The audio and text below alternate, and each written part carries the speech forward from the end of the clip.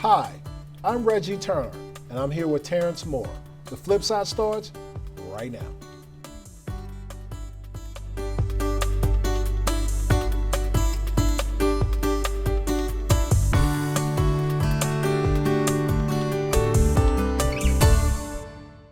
Welcome to the show. Tonight we are joined by Barry Jackson, one of our most important guests. Barry is the Deputy Election Director for our election board. And Barry, welcome back to the show. Thanks for having me back. Excellent. Well, Barry, we're going to start from the beginning and talk about the basics and the history. Talk about your position, the different hats that you wear, and the history of the election board. Okay. I'm the Deputy Election Director. Kay Rabusi is our director. And our function is to kind of manage the day-to-day operations of the election board for the Board of Elections. So the Board of Elections is a 5-member board appointed by the governor. And so they, of course, have the responsibility of conducting elections in Washington County. And so we manage the full-time staff that kind of supports the Board of Elections. I've been doing this for about 15 years now. I started out as an election judge and became full-time in 2016 as the Deputy Director. Excellent. Terrence. Well, it's a very important job, and critical to our democracy as well. And tell me a little bit about what the day-to-day looks like for you, especially in an election season like this year. Yeah, it's interesting. Obviously, our line of work kind of has starts and fits. We have slow periods and we have incredibly fast periods. And right now we're in that kind of a period. So some of the first things that we do when we get ready for an election is we want to try to make sure we've got all of our polling places in line.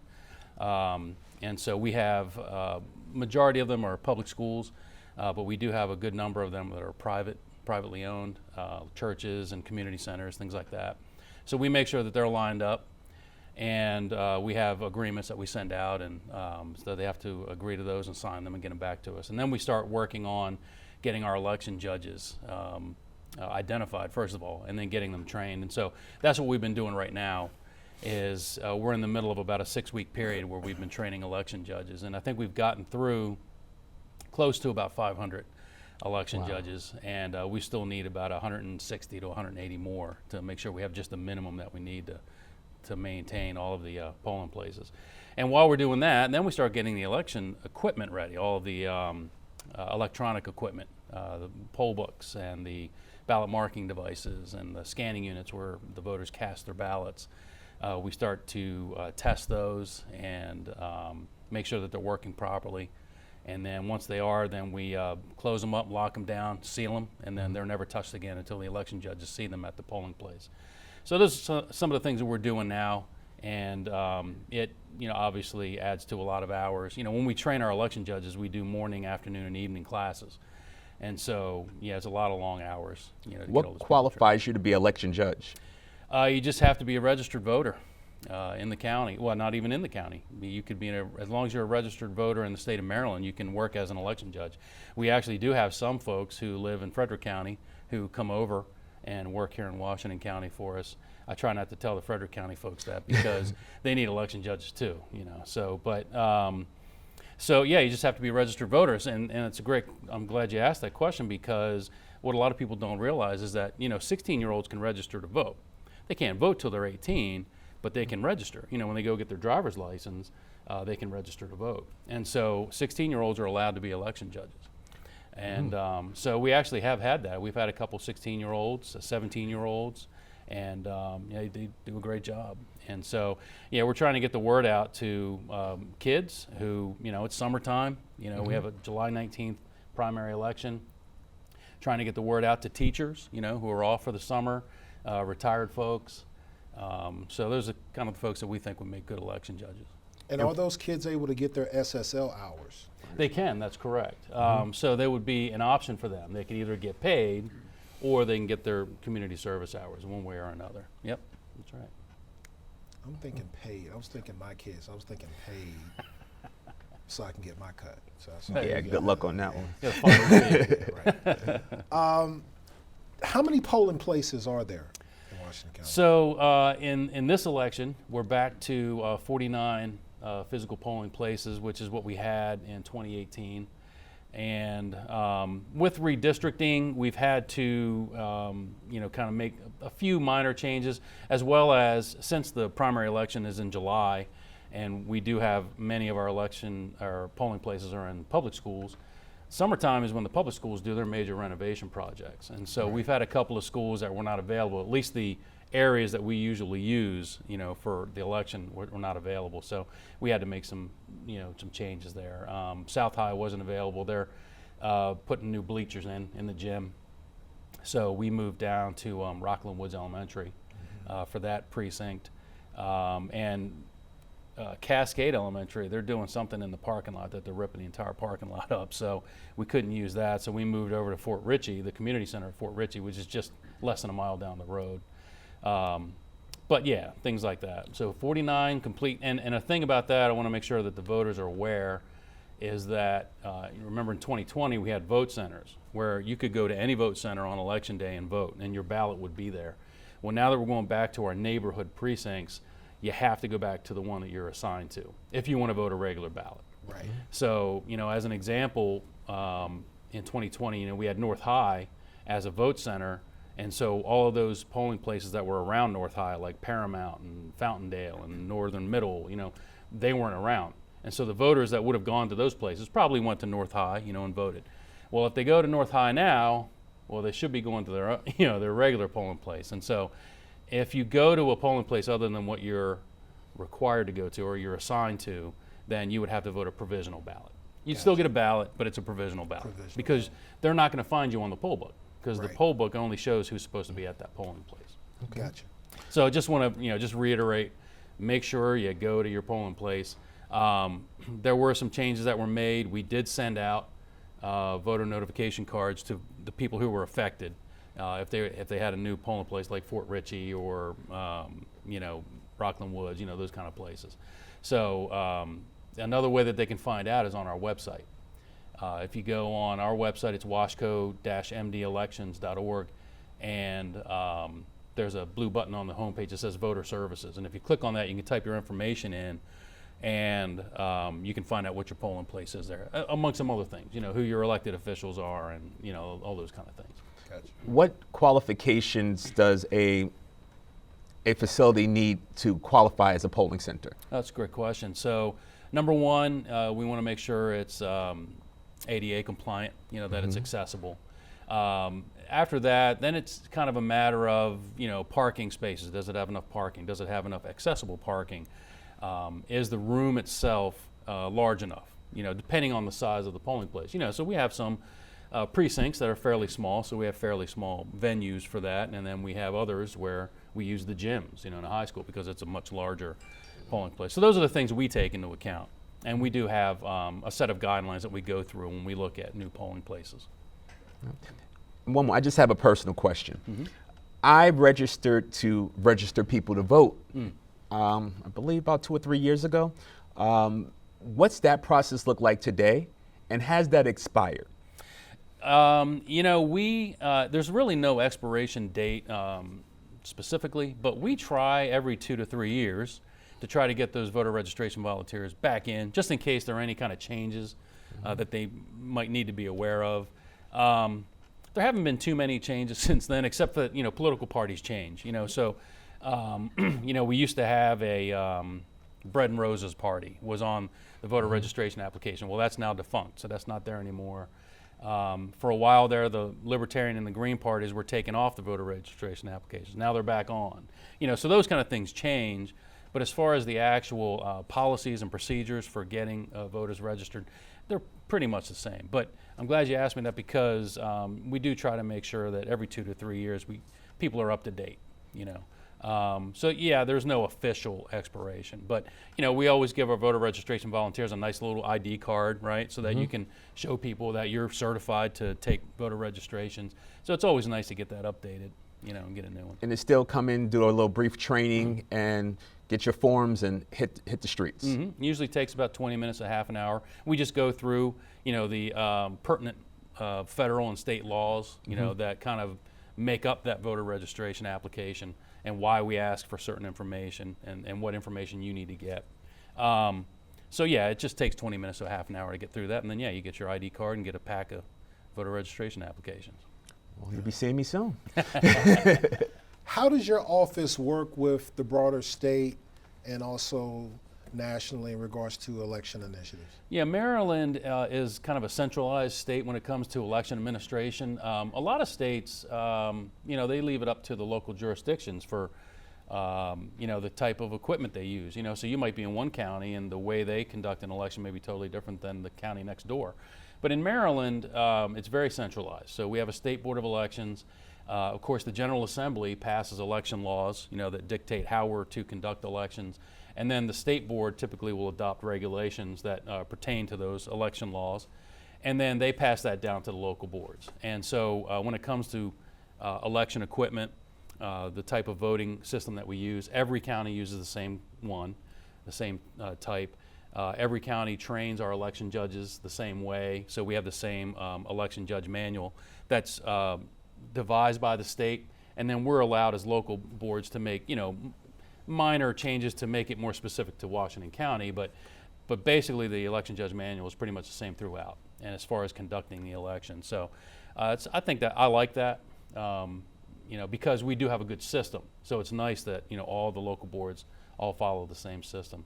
Nationally, we certainly have associations with other election officials around the country through professional associations.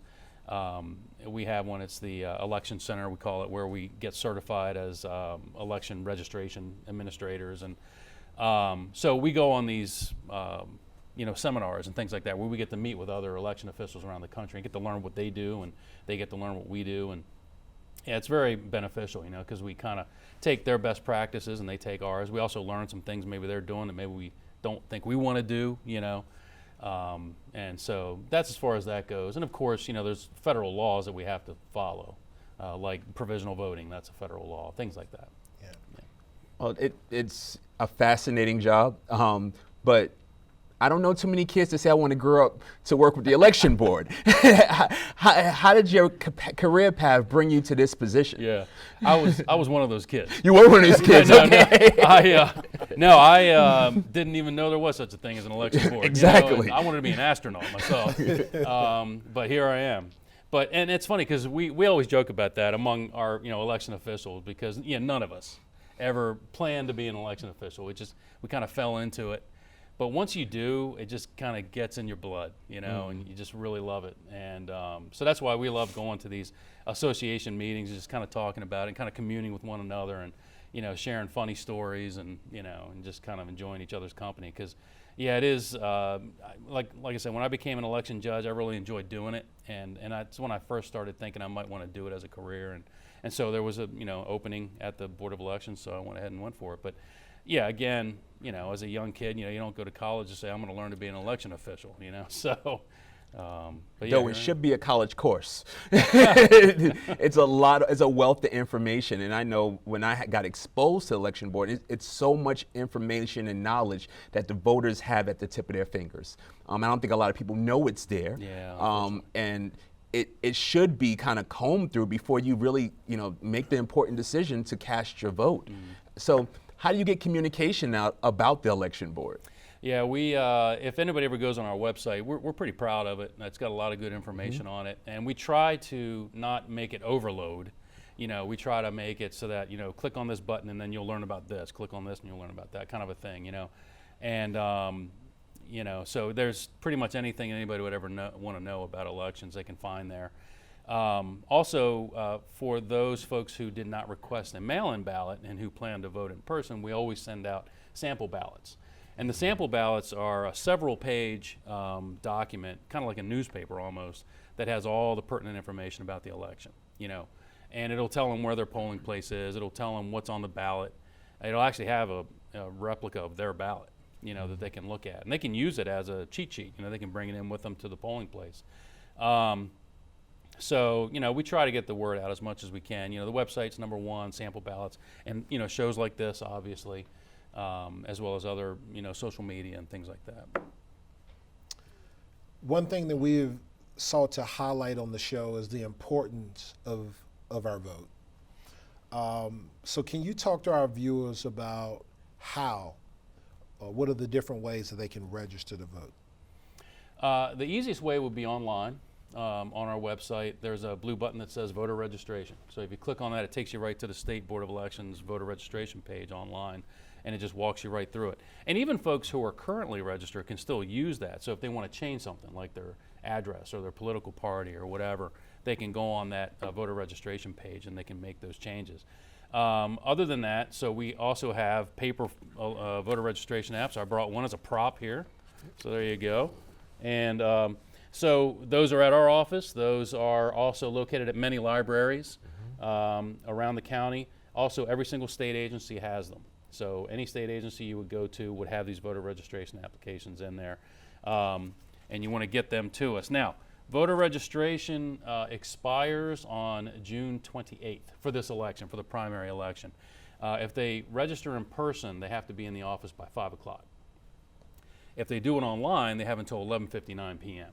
because those will come to us overnight. But we close the office at 5. So that's why if they're going to come in person, they got to be there by 5. When you say expire, what does expire mean exactly? Well, I mean, it's a deadline for voter registration. That's the deadline for the primary. Just for that primary? For the primary. Okay. And what happens is the State Board of Elections has to then take, at some point they got to cut it off because they got to take that information and put all that information into all of our poll books, so that when we take them out to the polling place, then we can check voters in. And so they make it 21 days before the primary election, which will be June 28th. It's exactly 21 days. And then after that, the books are closed.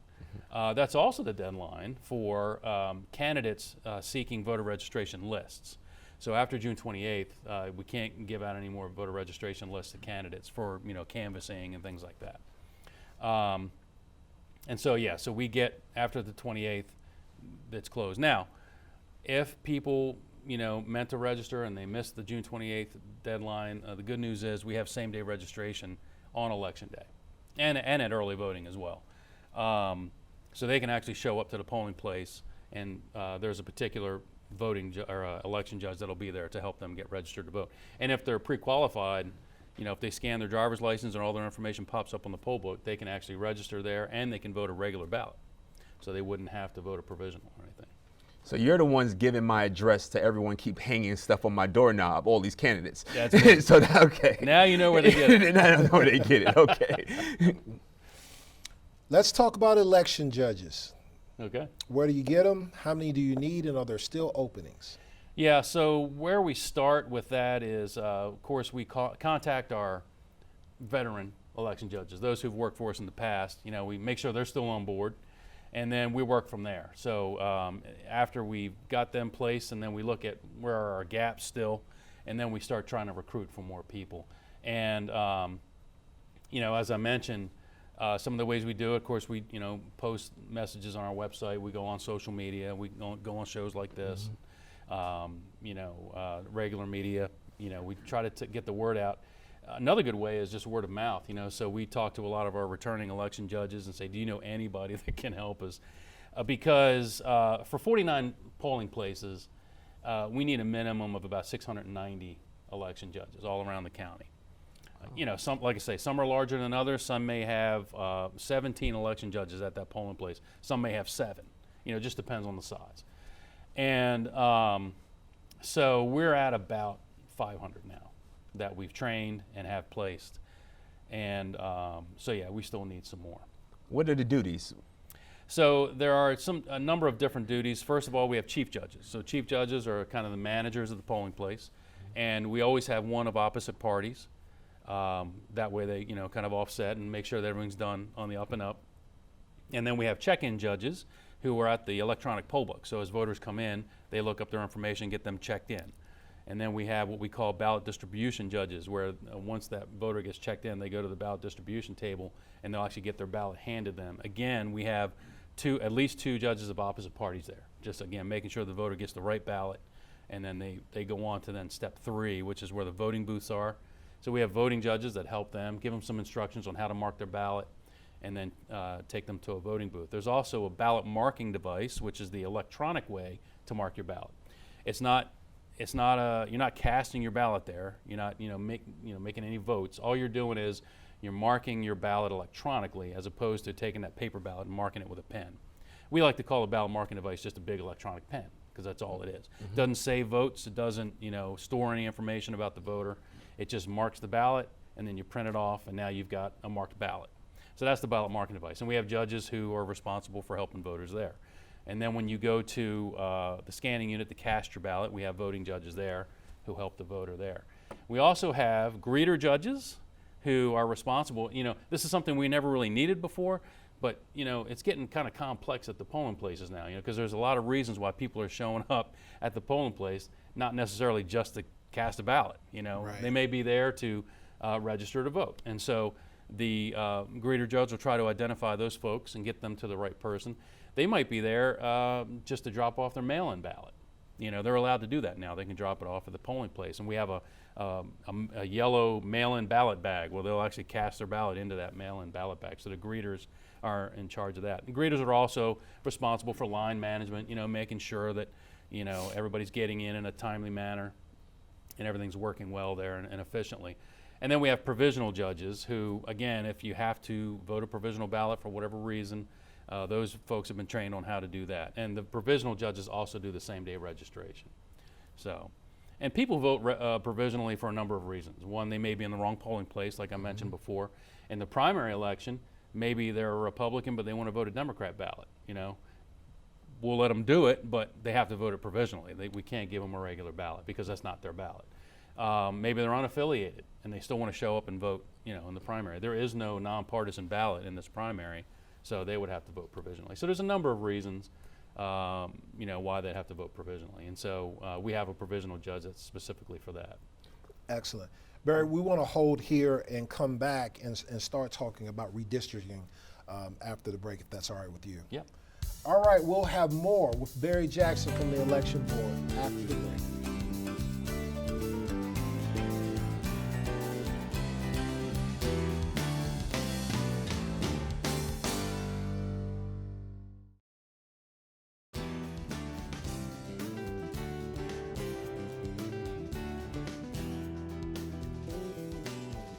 Thank you for staying with us and welcome back. Barry, thank you for staying with us as well. Important information for our voters, so we're very appreciative of the time that you're spending with us. Talk about redistricting. Where did we end up? So at the beginning of the year, the General Assembly approved a redistricting plan for the state of Maryland.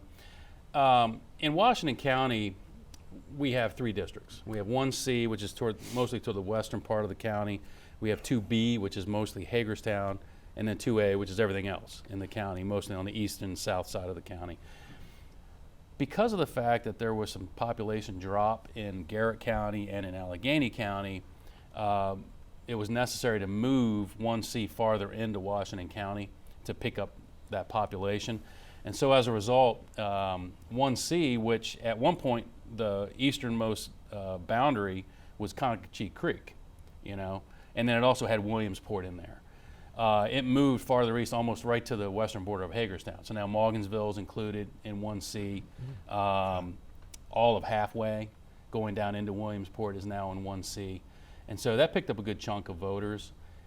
So those folks are affected because they used to vote for different state delegates and state senators. They were in 2A. And so, they had right now, Senator Quarterman, delegates Parrott and Weibel were their delegates. Now they have Senator Edwards and Delegate McKay, in 1C. And so, so that's a major change for them. And also as a result of the redistricting, the way they drew the borders of the 2 legislative districts between 2A and 1C, they kind of cut down the middle of some precincts. And so as a result, we had to create some new precincts because of that, because, you got one half of the precinct is now in one legislative district and the other half's in another. So we had to do 2 different precincts to say, okay, this precinct is now in this legislative district and this one's in this one, So we had to create, down in Williamsport as an example, the southeastern corner of the Williamsport district, District 2, is now in 2A when it used to be in 1C. Another example is 10-2, which is kind of like we're just south of Hagerstown. the northwestern part of it, which is kind of like the neighborhood there on Oak Ridge, where Dunkin' Donuts is. That neighborhood's across the street. There's an MT Bank there. They're now in a different district now. They're now in 1C. So we had to split that off, and now that's precinct 10-6. So just as an example of some things that we had to change when they did the redistricting. So as a voter, right now, I should be checking to see if my polling location has possibly changed. And the biggest thing of all is my representatives. Who am I truly voting for? Because I may have a relationship or understanding of a delegate or senator in that position, and now that may completely change at this point in time. Right. So it's even more important right now for me to be doing my homework if I'm in one of those areas.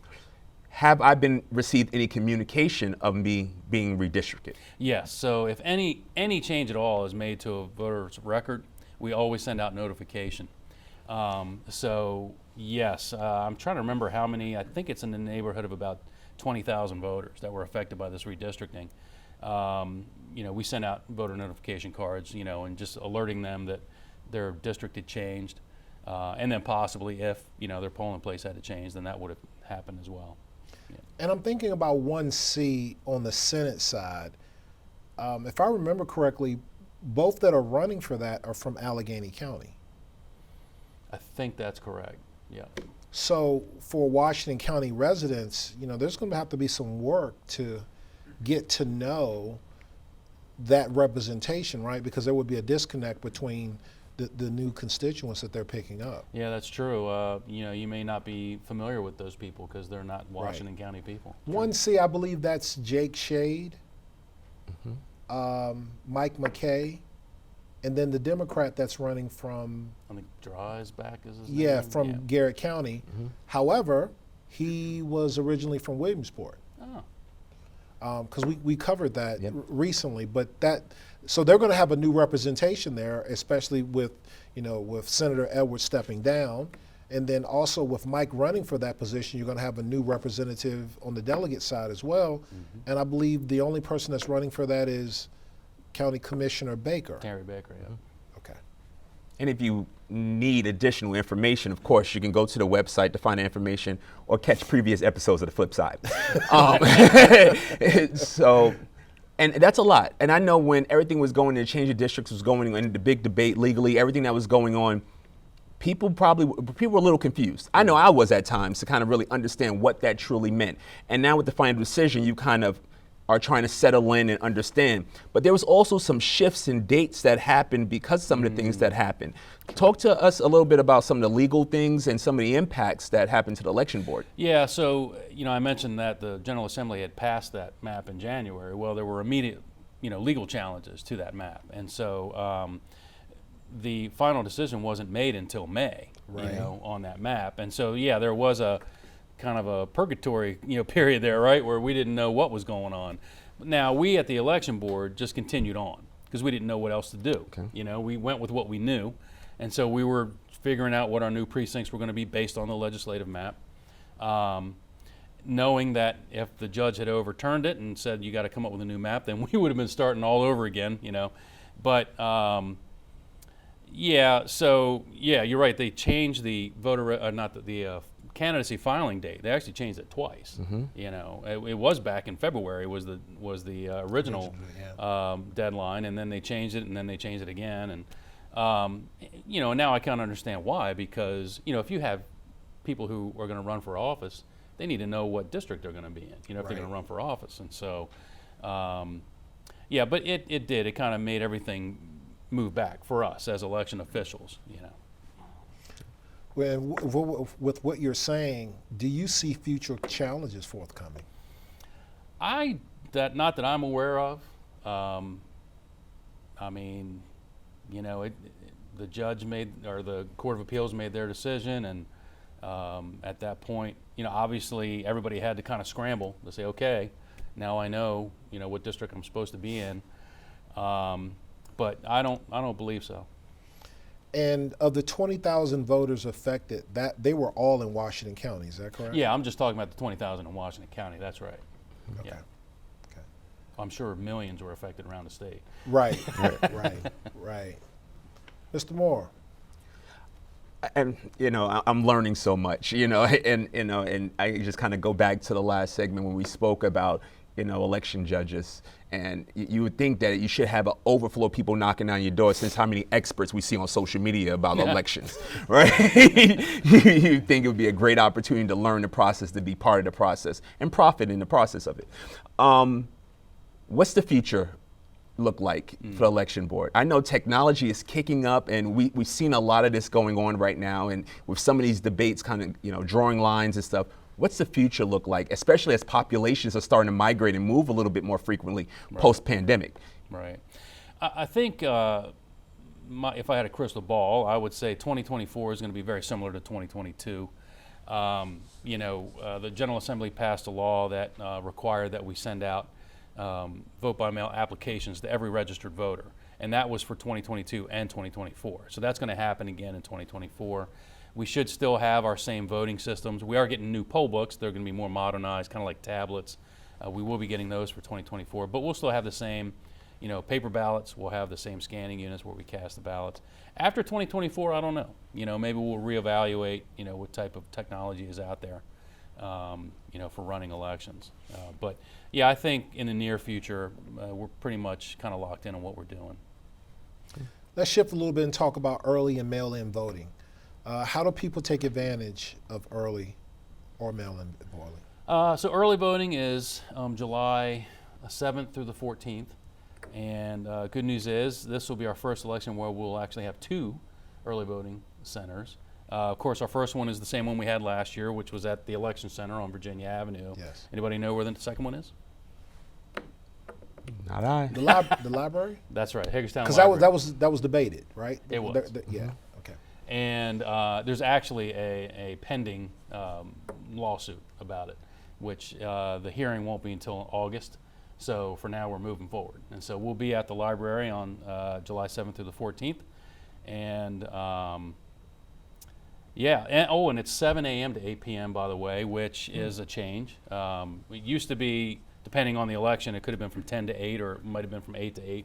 But the General Assembly decided, let's make every single day of early voting 7 to 8, which, I understand makes it less confusing for voters, Consistency. Yeah. So plus it's the same as election day. And I do recall, if we had a early voting opening at 8 o'clock, we'd have voters showing up at 7, thinking that it was supposed to be open, and so we had to turn them away and tell them, come back at 8, So it's 7 to 8, 8 straight days.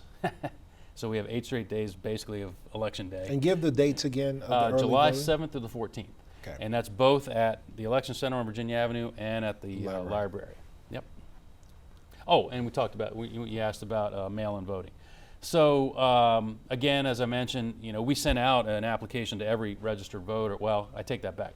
We sent out an application to every Democrat and Republican in the county, because there is no nonpartisan ballot. So there is no ballot for anyone who's not a Democrat or Republican.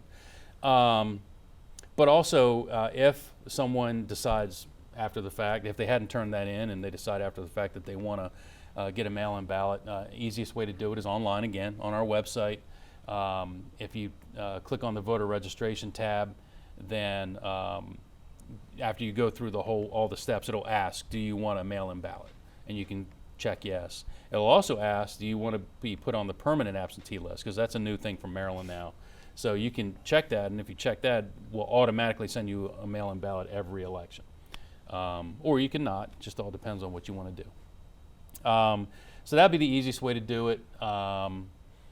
And they could always call us at the office as well, and we can always send out an application if that's what they want to do. Sounds like there's no reason not to vote. Yeah, I'm sorry. It's very accessible and pretty easy, right? And that's what it should be. And that ultimately, personally, I feel that's, it should be multiple avenues and accessible to all. A whole week of an opportunity, you can find some time to stop in and vote. And do it, or you could do it from the comfort of your home, mail in, or you can wait for election day to actually go down to the polling station. It just sounds like you're just removing a lot of the barriers of voting, outside of just people just going to get registered. We try to make it as easy as possible. And based on the lawsuit, there could be a change to the second polling place for the general election. It's possible, obviously, yeah. Yeah. So. Would that add some complications? I mean, would that add stress to your job? Yes, yes, it would. We had enough stress trying to find the second one as it is. Right. Yeah, we looked all around the county. We had some places we thought would be great, but for whatever reason, either they didn't want us or they couldn't do it, or whatever it was. It turned out that the library was willing to have us, and at first we weren't sure because their large room is up on the 3rd floor, so we thought, well, we typically like to have polling places on ground level, but after we realized it's a short walk up the circular steps to get to the 3rd floor. There's also an elevator. There's plenty of ways to get there, so we're pretty excited about using it down there. It also needs to bring a little bit more attention to the library as well. I think it's a great venue that's underused in our community. So I think that's an added benefit, probably indirect, but a great benefit as well. Okay, here's a scenario. Work me through this. I'm a registered Republican. Primaries, I vote. Now the generals come up. I changed my mind. I want to be a Democrat. Can I? Yes. So I mentioned that we closed the registration books on June 28th. Well, the week after we certify the primary election, the books get opened back up again. So you can now register again, you can change your registration, all of those things. Yeah, that's back open again. And by the way, the general election is for any registered voter now. You don't even have to be a Democrat or Republican. That's only in the primary. So, we have over 23,000 registered voters in the county who are not Democrats or Republicans. And so, unfortunately, there is not a ballot for them in the primary. Now, I do want to mention, again, since voter registration doesn't close till June 28th, plenty of time for folks, if they want to decide, they can look at both ballots and say, you know what, maybe I might want to vote for this person. This is whatever, if it's on the Republican ballot. They can change their registration to Republican and vote that ballot in the primary, and they could always change back again, if they don't feel like they want to stay with that party or whatever. They can register, whatever party they want if they want to get a ballot, and they can vote it and then change back when the books get back open again. You mentioned a little bit about the provisional ballot. Can they do that the same day as well? They can do a provisional ballot on election day. I wouldn't recommend it, though. Okay. If they really want to vote a ballot that's at the primary election, they would want to register with that party before June 28th. That's my recommendation. Excellent. Well, I think we've covered everything that we wanted to talk about there.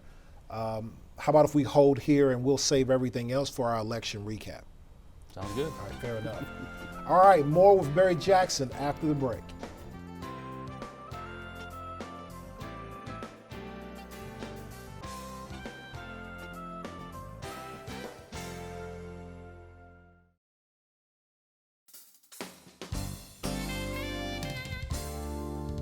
Welcome back to the show. We are very fortunate to have Barry Jackson still with us, giving us more information in regards to the election board and all the things that you need to know for this election season. So, Barry, we're very appreciative of your time. I'm hanging on. Appreciate that.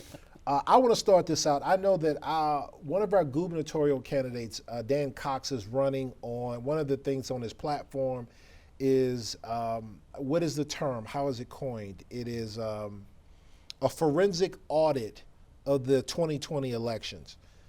Can you speak to us about what a forensic audit is? No. No, I don't know what that is. But I do know what a manual audit is, and that's what we do in the state of Maryland. We actually do a number of audits. So after election night, again, we have an optical scanner that we use to, when the voters cast their ballots, it takes an optical image of both sides of the ballot. And so we have what's called a 100% audit of the actual images of the ballots. And so there's a third party that's called Clear Ballot, and they audit every single ballot in the entire state, and they give us a report card on how did the scanning units do. Did the scanning units actually count the ballots as they were supposed to? And so we've, since 2016, since we've had these scanning units, we've had 100%. So the scanning units work, people's ballots are being counted correctly. So that's the first thing we do. And then the second thing we do is we do a manual audit sometime after each election, where we take a sample size of ballots from precincts. You know, we take one from a large precinct, we take one from early voting, we take one from mail-in ballots, you know, all the different types of precincts that we have. And we will literally have a team of 4 sitting at a table, you know, bipartisan teams, looking at the ballots and counting them, and we do a little tally sheet, and then we look at it and make sure that it adds up correctly. So we do that after every election. And again, we've never had any issues with the manual audits that we've done. So yeah, I'm not sure what, you know, a forensic audit is, and it makes me think of, you know, some of these crime shows on TV or something, you know, but you know, I don't know if I'm going to be, you know, putting up plastic on the walls and you know, dusting for prints or something. But no, Maryland has many different ways of verifying the results of the election. And who governs those controls? The state board, of course, again, you know, the General Assembly makes these election laws, and so they did pass a law that required us to do these manual audits. And then the state board then adopts regulations, you know, in the Code of Maryland regulations that tell us how to perform these manual audits. And so again, every local board in the entire state does it the same way. We all do these manual audits at the same time, and we report the results to the state board. I think what you're saying is really important from this standpoint. You know, a lot of times voters get caught up in national conversations where one party or another is trying to find ways to fire up their base to go vote or to contest something. But I'm always, let's keep it simple and think about what is affecting us right here at home. And basically what you're saying is this forensic audit is not something that is coming out of nowhere. It's not something that in regards to how we do business in the state. Right. And of the audit systems that we see here locally, there's been no irregularities. Right, correct. In regards to that. So that means if Terrence and Jim write in on the ballot and they lose by 50 points, you, with reasonable certainty, you're going to say it was a solid loss, and Terrence is not going to be able to pull a Kim Klacik and say that, you know, it was election fraud. I guess, but I love the coverage of people hanging out in front of election boards. Like you guys were like super rock stars in 2020. In some communities. Yes. Here's a question for you. How does a write-in candidate work? How does a write-in candidate work? So typically that happens after a primary election. They have to file as a write-in, and that's really basically all they have to do. There's no real, it's not super hard to do. You know, like we have what we call petition candidates, where they get petitioned to get put on a ballot. They actually have to get signatures, you know, and some depends on the size of the voter registration, how many signatures they have to get. But yeah, write-in candidates, you know, it's a pretty simple process actually to get on the ballot as a write-in. But you just got to get people to spell your name right. Right. I mean, That's what's the M-O-O-R-E. I'm joking. So.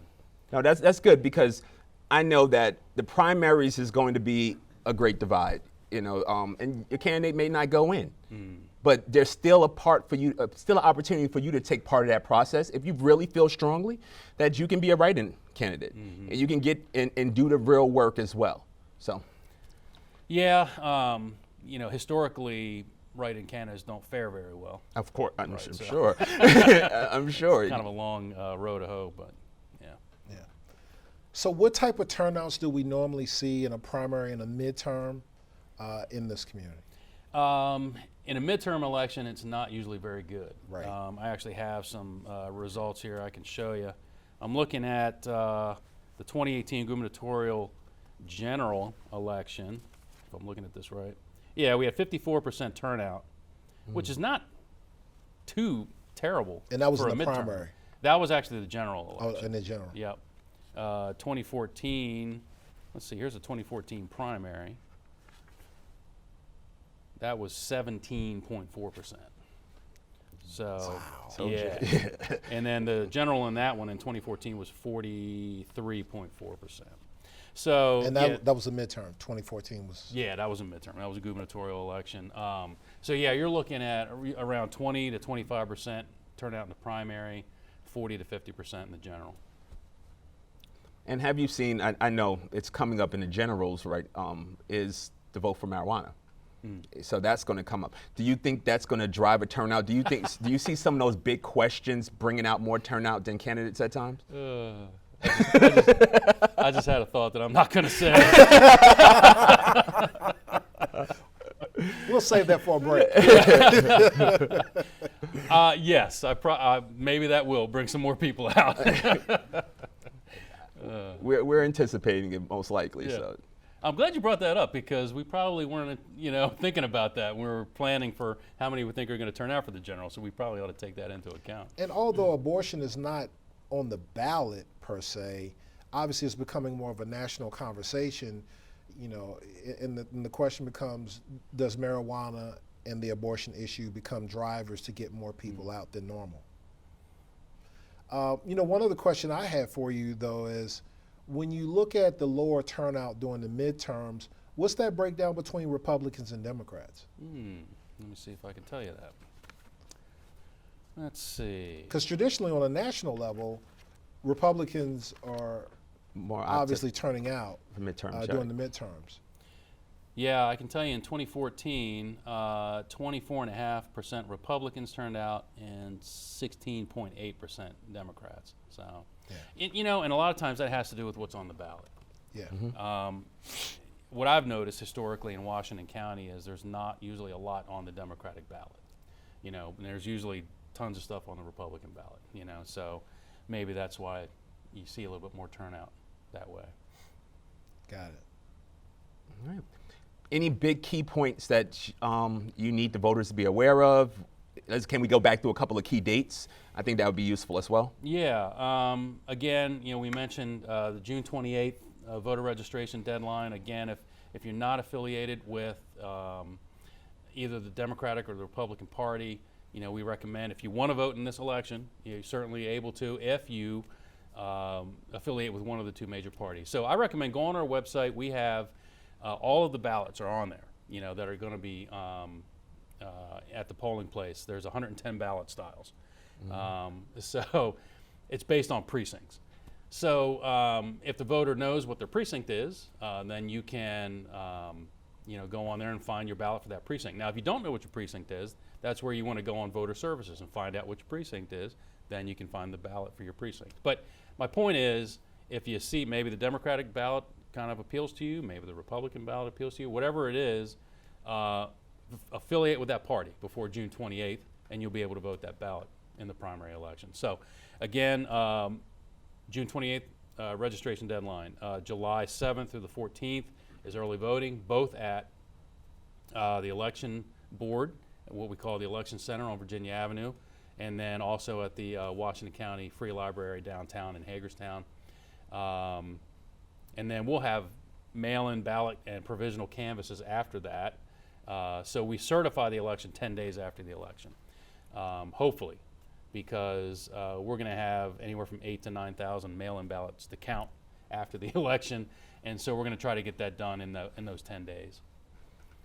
And I love that election judges can be as young as 16, correct? Mm-hmm. So parents, I think, is a great way to make sure that your youth learn about this process and be active voters. But how does someone register again to be a judge? To be a judge, again, on our website, we have a blue button on the website on the homepage that says Become an Election Judge. And so it gives you all the information you need to know. It talks about the different jobs like I did earlier in the show.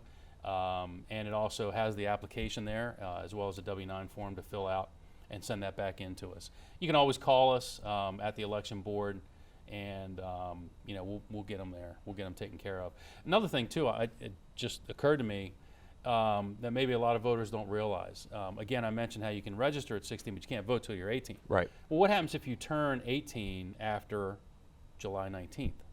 You can vote in the general election. Can you vote in the primary? Well, the answer is yes. Oh, okay. As long as you turn 18 before the general election, you can vote in that primary, even though you're 17. I actually had a couple of kids like that. Their birthdays fell right in between, so they were pretty excited, to be able to vote as a 17-year-old. But yes, so if you're turning 18 after July 19th, but before the general, you're welcome to come and vote in the primary. Good information. Excellent. And one other thing I just wanted to make sure that we covered again, when it comes to the two polling places, again, it is the Virginia Avenue site and the library, Right. correct? Mhm. Okay. And I'm trying to think if there's anything else in regards to any major dates. So we've covered all the dates. We have the 28th for the deadline. We have the 7th through the 14th of July for early voting, and election day is the 19th of the month. Okay. Anything else you have as a recap? I mean, we've covered forensic audits, all the way down to our youth being able to get engaged and getting SSL hours or reimbursement to their parents for. Cold hard cash. Yeah.